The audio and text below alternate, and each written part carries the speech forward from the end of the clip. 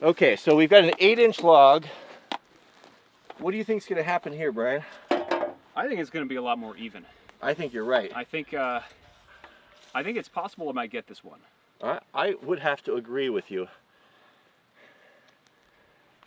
We'll find out. You know, and actually, this size log for a lot of log building, and especially in the East Coast where the trees are not super big, would be a real, I mean, this would be a real good representation of the size that would be used for bridges or cabins or all sorts of things. Oh, yeah. You're not typically going to have those big West Coast logs. All right, no knots underneath? Oh, hold on. Nope, no knots. All right. Ready? I am ready. On your call. Count right. down. 3, 2, 1.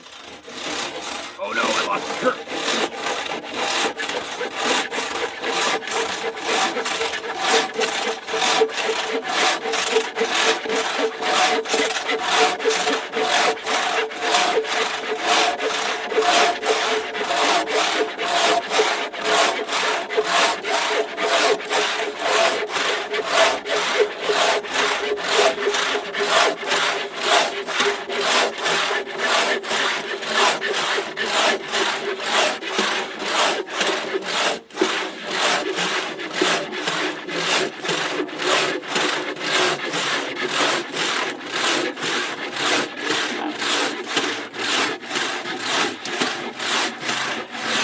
Got it. Oh, wow.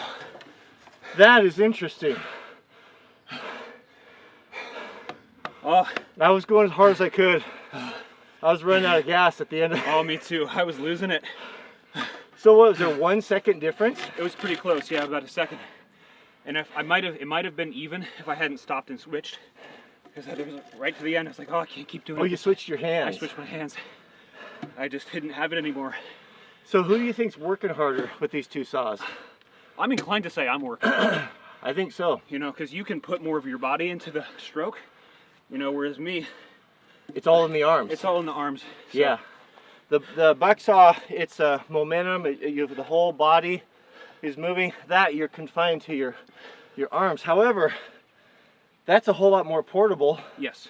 A whole lot easier to maintain and cheaper. And I'm surprised that they were so close. Yeah. Oh, I thought I had that one for sure. So they make a big one of those with a full-length handle. It's even bigger, called I think it's called the Katana Boy. Maybe you've seen it? No.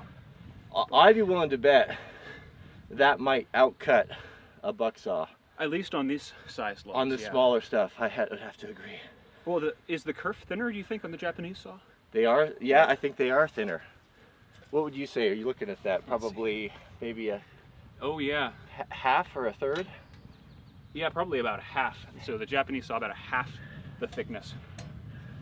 So the question is this: if you were going to have to go out and be like Dick Pernecki, build yourself a cabin in the remote wilderness of Alaska, what would you take? A chainsaw.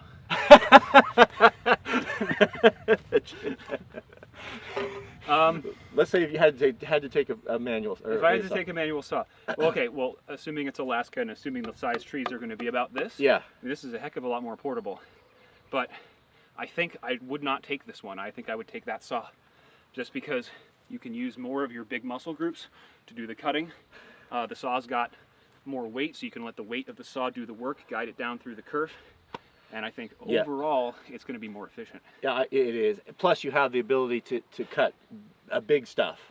And it's going to be user serviceable if you take the time to learn how to file crosscut saws.